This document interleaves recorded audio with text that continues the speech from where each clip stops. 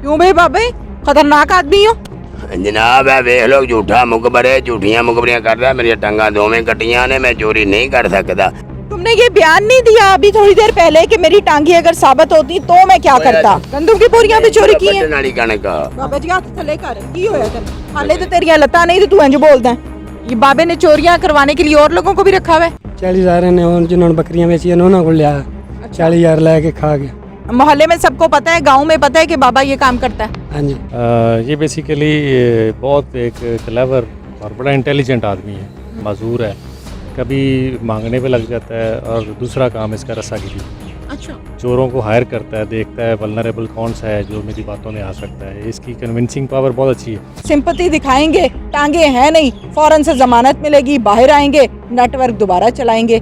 अस्सलामुअलैकुम, मैं हूं तहमीना शेख, आप देख रहे हैं मेरा यूट्यूब चैनल। आज की वीडियो में मैं आपकी मुलाकात करवाने जा रही हूं। मेरे साथ मौजूद हैं जनाब बाबा जी, बैठे हुए हैं। दोनों टांगे इनकी कटी हुई हैं, बैसाखियों पे ये चलते हैं, हथकड़ी भी इन्हें लगी हुई है।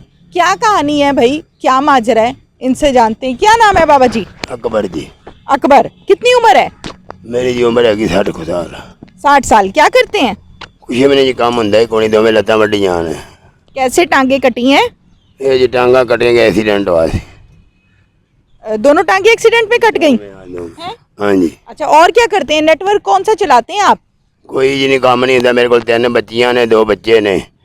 ते बाप दा कोई तरला वैदा कोई गुआंढी आंडी देंदा तो खा छड्डने आ। एक भरा मेरा रखी ते मथा जे वो के शरीका ने किला पैड़ी कोई गूठे लवा दे ले लिए, उन्होंने कसूर पाया है। ते मैं आपदा मेहनत मशक्कत मेरी हुंदी कोनी, कोई गुआंढी आंडी देंदा तो खा छड्डने। 2 बच्चियां घर जवानी ने, ते बच्चे निक्के निक्के ने, कोई 11 सालां दा, 8 सालां दा। हथकड़ी लगी है, थाने में आए हुए हैं, क्या चक्कर है? हथकड़ी जी लगी, मेरे ते इल्जाम लाया गया जी शरीकां दी वजह ते भी बाबा चोरी करदा है। अच्छा, मेरे तो चोरी हुंदी ही नहीं। अच्छा। मैं चोरी कितों कर सकना? मैं तो आपकी विसाखियां ते डिग पैना। क्या नाम है? अमजद अली। अमजद अली। अमजद, क्या करते हो तुम? डैडी मेहनत की माड़ा बंदा। हथकड़ी लगी हुई है, हाँ जी। कैसे लगी है? बकरियां पीछे। क्या बकरियों के पीछे? पूरी कहानी बताओ ना, क्या कहानी है, किसने रखा हुआ है, कितने पैसे देते हो, किसको देते हो? मैं जी उत्थे नौकरी करना किसी नाल, ते ये मेरे मगर आंदा रहा। ये उत्थे आण के मैनूं आंदा सी भी आप बकरियां कड्ढीए। मैं नहीं जांदा सा। फिर एक दिन मेरे मगर आया, मैं चला गया, जाके कड्ढियां ने, कड्ढ के ते इहनूं लदाइयां ने, ये लैके गया, ये कहं देख के आया। मेरे को आए ने मालक, मैं उन्होंने कहा भी वो लै गया। बाबा ले गया? हाँ जी, बाबा लै गया, रेडी ते लद के। ना जी ठीक है। अच्छा, कितनी बकरियां चुराई थी? 3। बाबे ने कहा था? हाँ जी। ठीक है, बेची कितने की? पता नहीं जी, तुमने कितने पैसे लिए इस चोरी के? रुपया भी नहीं जी।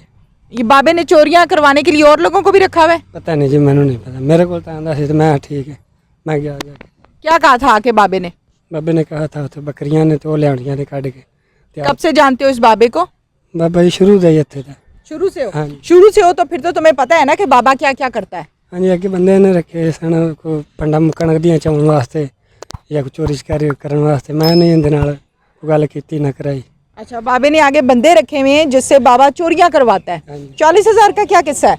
40,000 ने जिन्होंने बकरियां बेची उन्होंने को लिया 40,000 लेके खा गया। हाँ जी। 40,000 लेके खा गया है। हाँ जी। और क्या क्या करता है ये? और पता नहीं जी, मैं बच्चे निक्के निक्के ने लै के कदी किदे तो जगह के घर दी हैगी कोनी, ना को भैन भरा समझदा ते ना को रखदा। मोहल्ले में सबको पता है, गांव में पता है कि बाबा ये काम करता है? हाँ जी। सारों को पता है। हाँ जी। क्या कहते हैं सब लोग? सब लोग कहते हैं भी ये खतरनाक लोग है, इससे बचो। क्यों भाई बाबे, खतरनाक आदमी हो। जनाब है वेख लो झूठा मुखबर है, झूठियां मुखबरियां करदा। मेरी टांगा दोवें कटियां ने, मैं चोरी नहीं कर सकता।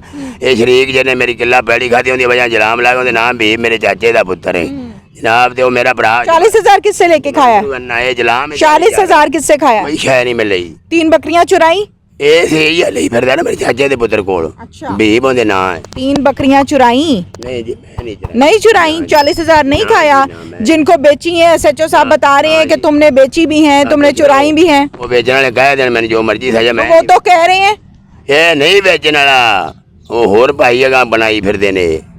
तुमने ये बयान नहीं दिया अभी थोड़ी देर पहले कि मेरी टांगी अगर साबित होती तो मैं क्या करता? बोलो मैं नहीं गया, मेरी टांगे साहब। अभी कहा है तुमने, मेरे सामने कहा है। कदों गया मेरी टांग? अभी 2 मिनट पहले कहा है। नहीं जी, कहा है? टांगे मेरी दोनों टांगे होती तो फिर मैं क्या नेटवर्क चलाता। ਕਿਤੇ ਲਿਜਾਂਦੇ ਨੇ ਚੁੱਕਦੇ ਕਿਤੇ ਲਿਜਾਂਦੇ ਨਾ ਮੈਨੂੰ ਤਾਂ ਵਿਸਾਖੀ ਤੇ ਡਿੱਗ ਪੈਣਾ ਤਾਂ ਉੱਠਿਆ ਨਹੀਂ ਜਾਂਦਾ ਹਾਂਜੀ ਜੇ ਲੱਤਾਂ ਵੱਡੀਆਂ ਹੋਣ ਤਾਂ ਕੀ ਬੰਦਾ ਕਰ ਸਕਦਾ ਕੋਈ ਕੰਮ ਕਰ ਸਕਦਾ ਤੁਸੀਂ ਆਪ हाँ, ਜਨਾਬ दिमाग चलता है ना, चोर रखे हुए ना आगे। नहीं नहीं जी चोर है कह दे ਅੱਗੇ ਚੋਰ ਪੁੱਛੇ ਤੇ ਕੋਈ ਹੈਗਾ ਇਹ ਕਹਿ ਦੇਵੇ ਕੋਈ ਚੋਰ ਮੇਰੇ ਕੋਲ ਕੋਈ ਚੋਰ ਨਹੀਂ ਕੋਈ ਗੱਲ ਨਹੀਂ ਕੋਈ ਬਾਤ हाँ भाई रखे हैं इसने चोर आगे। ਚੋਰ ਕਿਹੜੇ ਰੱਖਣੇ ਜੀ हाँ रखे हैं वो कह रहे हैं। ਉਹ ਨਹੀਂ ਜੀ ਇਹ ਕਿਹੜਾ ਚੋਰ ਦੱਸ ਸਾਬਾਂ ਨੂੰ ਕੋਈ ਚੋਰ ਹੈਗਾ ਉਹਦਾ ਯਾਸੀਨ ਦਾ ਮੁੰਡਾ ਫਿਆਜ ਆ ਜੋ ਤੂੰ ਵੇਖਿਆ ਤੈਨੂੰ ਦੱਸ ਵੀ ਆ ਫਿਆ ਜੇ ਆਪਣੇ ਕੋਲ ਉਹਦਾ ਹਾਂਜੀ, ਕਣਕ ਫਿਆ ਜਿਹੜੀ ਉੱਥੋਂ। ਮੇਰੀ ਬੰਨਣ ਵਾਲੀ ਕਣਕ ਦੀਆਂ ਪੰਡਾ ਚੁੱਕ ਚੁੱਕ ਕੇ ਲਿਆਉਂਦੇ ਰਹੇ ਨੇ वो भी चोरी करते रहे हैं। ਹਾਂਜੀ बोरियां, गंदम की बोरियां, ਹਾਂਜੀ गंदम की बोरियां भी चोरी की हैं। ਵੱਢਣ ਵਾਲੀ ਕਣਕ ਬਾਬਾ ਜੀ ਹੱਥ ਥੱਲੇ ਕਰ, ਕੀ ਹੋਇਆ ਤੈਨੂੰ? ਹਾਲੇ ਤੇ ਤੇਰੀਆਂ ਲੱਤਾਂ ਨਹੀਂ ਤੇ ਤੂੰ ਇੰਜ ਬੋਲਦਾ। ਨਹੀਂ ਮੇਰਾ ਬੁਲਾਰਾ ਹੀ ਇਹ ਜਾ ਹੈ ਹਾਂ ਬੁਲਾਰਾ ਇੰਜ ਦੇ ਤੇ ਹੱਥ ਵੀ ਉਂਝ ਦੇ ਨੇ ਹੱਥ ਤਾਂ ਹੈਗੇ ਨੇ ਅੱਲਾ ਦਿੱਤੇ ਨੇ ਹੈਗੇ ਨੇ, ਚੋਰੀਆਂ ਵਾਸਤੇ ਤੇ ਨਹੀਂ। ਨਹੀਂ ਜੀ ਨਹੀਂ तो फिर क्यों कीतियां ने? मैं नहीं जनाब की थी मैं नहीं SHO साहब इस हवाले से क्या कहते हैं, हम उनसे भी बात करते हैं कि कहानी क्या है। क्योंकि जब हम देखते हैं कि अक्सर औकात जो क्रिमिनल माइंडेड लोग होते हैं, इश्तिहारी होते हैं, वो जल्दी पकड़ाई नहीं देते। SHO साहब क्या कहानी है? ये बेसिकली बहुत एक क्लेवर और बड़ा इंटेलिजेंट आदमी है और इसने लोगों को ऐसे ही इसकी मेहनत मजदूरी कर नहीं सकता, माजूर है, कभी मांगने पे लग जाता है और दूसरा काम इसका रस्सागिरी है। अच्छा, चोरों को हायर करता है, देखता है वल्नरेबल कौन सा है जो मेरी बातों में आ सकता है। इसकी कन्विंसिंग पावर बहुत अच्छी है, बात बहुत अच्छी कर लेता है और जो गरीब गुरबा हैं उनको कन्विंस कर लेता है। कभी लोगों की फसलें चुरवाता है, फिर उनको साइड पे बेच देता है, कुछ हिस्सा उनको देता है।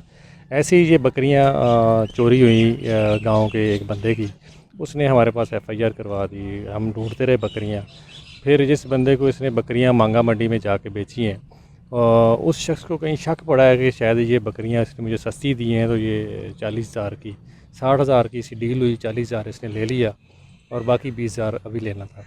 तो उस बंदे ने थाना मांगा मंडी जाकर दरख्वास्त दे दी कि ये बंदा मुझे बकरियां दे गया। अब मुझे इतनी सस्ती बकरियां, तो मुझे किसी ने समझाया है कि ये बकरियां चोरी की हो सकती हैं। तो उन्होंने हमसे रब्ता किया, तफ्तीशी अफसर आमिर असलम वहाँ पे गए और जाके वो बकरियां ले आई। तो उसने कहा, बताया ये मुझे इस बाबा जी ने ये सेल की थी। तो हमने मदई मुकदमे को बुलाया, उसने कहा ये तो मेरी बकरियां सर जो चोरी हुई, जिसकी मेरी FIR भी दर्ज है। तो ये हमारे पास अच्छा, इसके अलावा डॉक्टर साहब, इसके अलावा मतलब ये इसका पेशा है, इसने आगे चोर रखे हुए, नेटवर्क बनाया हुआ है। जी एग्जैक्टली, ये मजूर है टांगों से, इसलिए ना तो पुलिस इसकी तरफ जाती है ना कुछ और जाती है। लेकिन ये क्लेवर है, ये खुद नहीं करता, ये करवाता है, लोगों को ट्रेन करता और है, सिंपैथी लेके बाहर आ जाता है। एग्जैक्टली। जब हमसे पूछा है, इंटरोगेशन की है, तो ये इंटरोगेशन के दौरान बड़ा ज़बरदस्त इसने जवाब दिया। आप सब लोग सोचिए अगर मेरी टांगें सलामत होती तो मैं क्या करता। अच्छा, ये इंटरोगेशन में भी कहा है। जी इंटरोगेशन में भी ये कहा। इसके लिए पूरी टीम, हम तो इसको, इसकी मजदूरी पे हमें तरस भी आता है, लेकिन साथ साथ इसकी क्लेवरनेस जो है वो बिल्कुल बिल्कुल ठीक है। Thank you very much doctor. जी थैंक यू।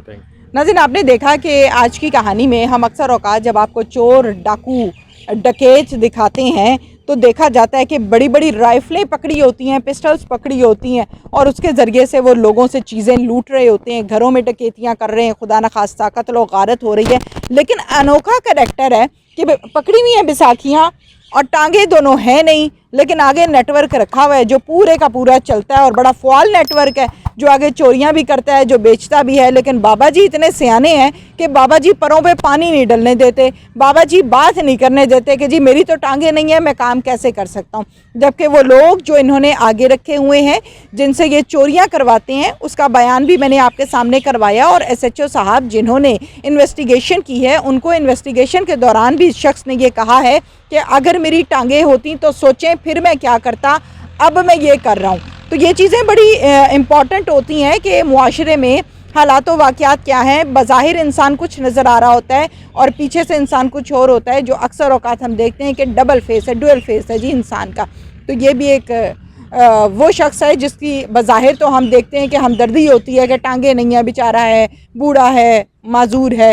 लेकिन दूसरी तरफ जब हम देखते हैं तो ये माजूर कर क्या रहा है माशरे में, किस तरह के लोगों के साथ इसके ताल्लुकात हैं, क्या कहानी है। और उससे भी बड़ी बात यह है, जाहिर है पुलिस ने अपनी SOPs में रह के काम करना होता है, तो पुलिस वाले खड़े हुए हैं, साहब बहादुर बैठे हुए हैं और बैठ के बड़े कॉन्फिडेंटली बात कर रहे हैं। और ये देखें, ना कोई चेहरे पे डर, ना कोई खौफ, ना कोई मसला, सिंपैथी दिखाएंगे, टांगे हैं नहीं, फ़ौरन से ज़मानत मिलेगी, बाहर आएंगे, नेटवर्क दोबारा चलाएंगे।